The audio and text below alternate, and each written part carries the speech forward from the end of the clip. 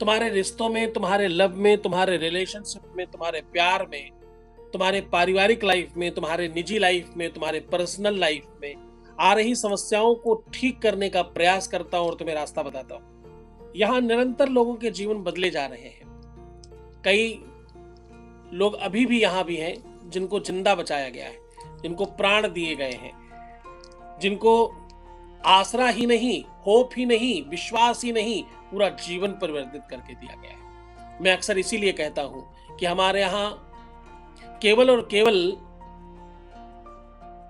मरीज का इलाज नहीं होता, हमारे यहां मुर्दों का इलाज होता है।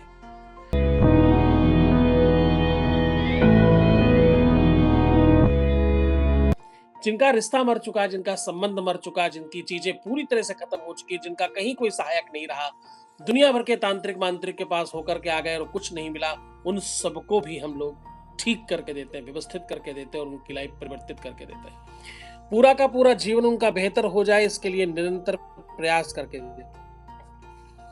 उनके जीवन में किसी तरह की कोई कमी बचे ना, इसका रोज निरंतर प्रयास होता है। यहाँ ये इकलौता ऐसा संस्थान है, इकलौती ऐसी जगह है जहां पर 2526 लाख लोगों का काम हुआ है, लाखों लाख लोगों का काम हुआ है। 100 लोग आते तो 96 लोगों के काम कर दिए जाते हैं, 2 4 5 लोग रह जाते हैं अपनी वजह से। तुम्हारी श्रद्धा, तुम्हारा विश्वास, तुम्हारा यकीन, तुम्हारा भरोसा डेवलप कराया जाता है। पहले तुम्हें छोटी छोटी चीजें बताकर तुम्हें चेंज किया जाता है, फिर बड़े बड़े स्तर पर तुम्हारे जीवन में बदलाव लाए जाते हैं।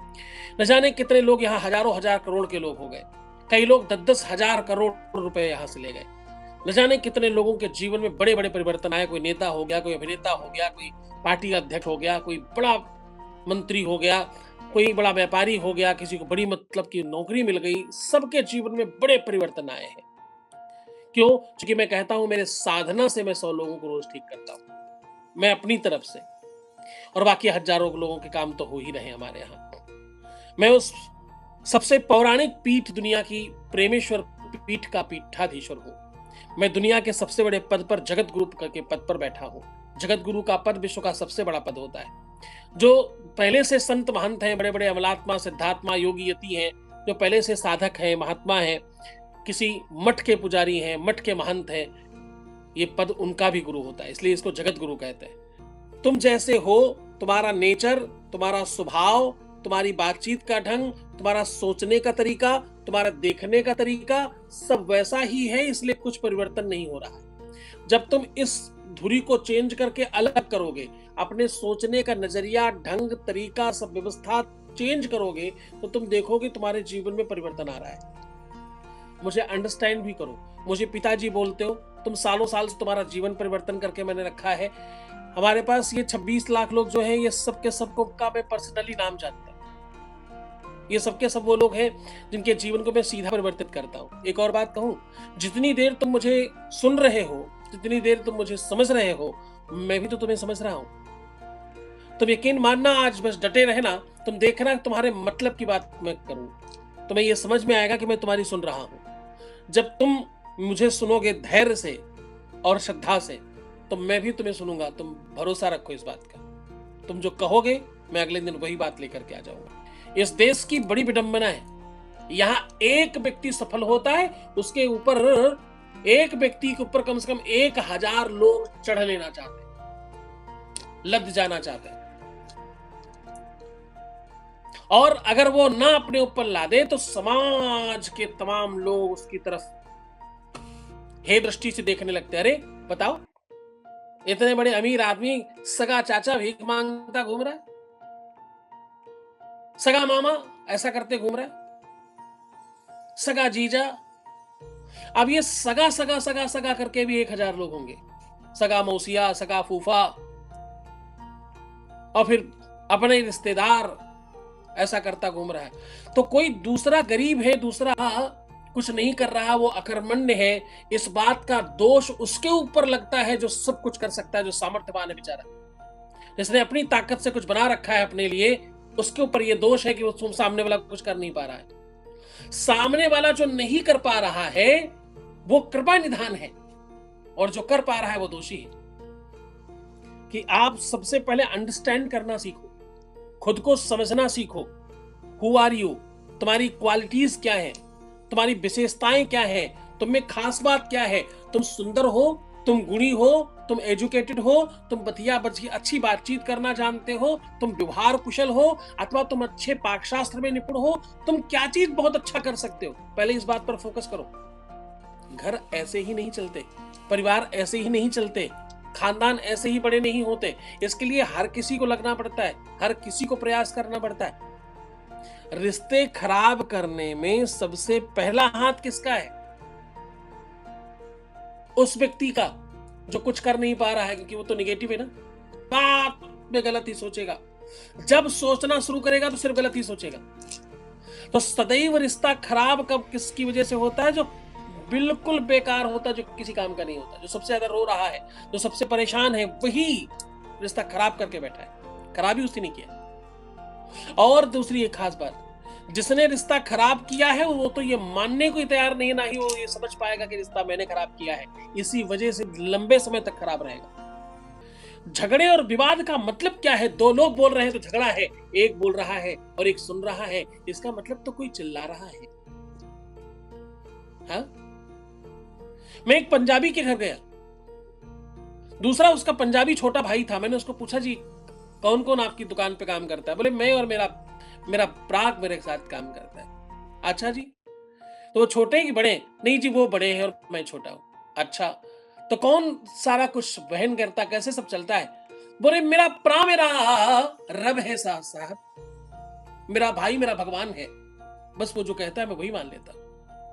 किसी का पति अच्छा ना निकले या किसी की पत्नी अच्छी ना निकले या उनके तालमेल अच्छे ना हो पाए या किसी कारण से वो रिश्ता टूट जाए, इसमें एक केवल जोड़ा नहीं टूटता, पूरे परिवार पूरे खानदान टूटते और पूरे रिश्तेदार नातेदार टूटते हैं एक दूसरे से। जब एक व्यक्ति जुड़ता है तो सैकड़ों लोग जुड़ते हैं और एक टूटता है तो सैकड़ों हजारों लोग टूट जाते हैं। ये छोटी बात नहीं है। और इसमें अर्थ हानि, धन हानि, मन हानि, संपत्ति हानि, बहुत सारी प्रकार की हानियां हैं। अगर तुमसे कोई टूट गया है, छूट गया, तुमसे दूर चला गया, तुम्हारा रिश्ता खराब हो गया, तो आज का दिन तुम्हारा है। आज अगर तुम रिश्तों में परेशान हो, दुखी हो, तकलीफ में हो, तो आज का दिन तुम्हारा है। तुम्हें क्या करना है? एक छोटे से बर्तन में, ग्लास में या लोटे में दूध लीजिए, उसमें 2 चम्मच दही डालिए, 1 चम्मच शहद डालिए और 1 चम्मच शहद डालने के बाद उसमें 1 ही चम्मच तुलसी के रस को डालिए। ये आपको पत्तियों से बनाना पड़ेगा।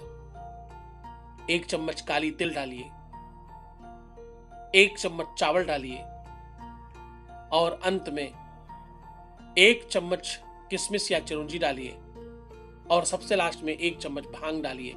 ये सब खूब अच्छी तरीके से मिक्सी में पीस कर बिल्कुल बराबर कर दीजिए और इसे शनिवार के दिन प्रातः सूर्योदय से पूर्व किसी भी नीम के जड़ पर डालिए और प्रार्थना कीजिए कि मेरा प्रेम, मेरा रिश्ता, मेरा संबंध, मेरा अपना जो बहुत निकटस्थ है, जिससे मैं बहुत प्रेम करती हूं या करता हूं, वो जल्द से जल्द मेरा हो जाए, वापस आ जाए, उससे ही मेरा ब्याह हो जाए, मेरा वैवाहिक जीवन सुखमय हो जाए। मैंने जिसको अपना पति मान रखा है, जिसको मैंने अपनी पत्नी मान रखा है, वो मेरा हो जाए। ऐसे मानस के साथ चढ़ा करके आना। ऐसा काम तुम्हें 7 बार करना हो। ये 1 महीने में 3 से ज्यादा बार नहीं किया जा सकता। ये काम शुक्रवार के दिन, सोमवार के दिन अथवा गुरुवार के दिन किया जा सकता है। पूरे मन से, पूरी श्रद्धा से करना। ये उपाय नहीं है, ये अपने आप में ब्रह्मास्त्र है जो तुम्हें सीधा काम करेगा। एक और चीज बता रहा हूं, अपने बाएं हाथ में हल्दी और दूध मिलाकर के लगाया करें रात्रि में, और दाहिने हाथ में घी और रोली मिलाकर के लगाया करें। खूब दोनों को लगा करके रगड़ें और सो जाएं। सवेरे उठ करके उसे धुल दें। ये काम आप गुरुवार के दिन शुरू करके सोमवार तक करना है। मंगल बुध 2 दिन गैप करना है, फिर गुरुवार शुरू करना है और ऐसा 3 चंक करना है, 3 बार करना है। ये दोनों ही चीजें रिश्तों को संभालती हैं, तुम्हारे ईगो को शांत करती हैं, तुम्हारा जो स्वभाव है, तुम्हारा व्यक्तित्व है, उसको डाउन करती हैं। आपका मन ठीक होना चाहिए। मन से किसी को अपना मानो, अपने हृदय से अपना मानो, किसी को अपना समझो तो सही। पहले पहले तुम ये बात मान तो लो कि तुम्हारा वो अपना ही है, जिसे तुम समझ रहे हो वो तुम्हारा ही है। ऑप्शनल मत रखो किसी को इसलिए मत रखो, मिल गया तो ठीक है, नहीं कोई बात नहीं। इस तरह मत विचार करो कि वही ऑप्शन एक है, उसके बाद दूसरे ऑप्शन में हम देख सकते हैं। आप जिसके साथ रहो 100% रहो, 100% उसको अपना मानो। ऐसा मानने से तुम्हारी मान्यता का भी बड़ा फल पड़ता है। और एक बात कहूं, प्यार में सबसे बड़ा जहर क्या है, रिश्तों को खराब करने में सबसे भारी जहर क्या है, ये बात जरूर सुनना। तुम्हारे बहुत मतलब की बात है। एक भी उपाय जो नहीं कर पाता, और ये एक चीज जो मैं बताने जा रहा हूं, ये कोई सही कर ले अपने जीवन में, उसके जीवन में प्यार की तकलीफ आएगी ही नहीं। विपरीत लिंग के व्यक्ति के साथ एक समय काल के बाद साथ उठना बैठना दोषपूर्ण है। इससे क्या होता है, मनो और इंद्रियों का समूह इतना बलवान है, न जाने कब सत्यानाश हो जाएगा। और अगर तुमसे ये सब हुआ है, अगर तुमने पहले जाने अनजाने किसी भी रूप में अपने पार्टनर, अपने प्रेमी, अपने पति, अपने पत्नी के अलावा किसी और के साथ भी ऐसे संसर्ग बनाए हैं, तो ये बड़ा भारी दोष है। ये जल्दी नहीं कटता। ये दुनिया में कम लोग हैं जो इसका समाधान करना जानते हैं। इसका समाधान बहुत आवश्यक होगा, अन्यथा कुछ भी कर लो, कभी सफल नहीं होगे। न तुम्हें कोई पूजा का लाभ मिलेगा, और ना ही चरित्र ही चित्र है। चरित्र बिगड़ा तो चित्र बिगड़ा, सब खराब हो जाएगा।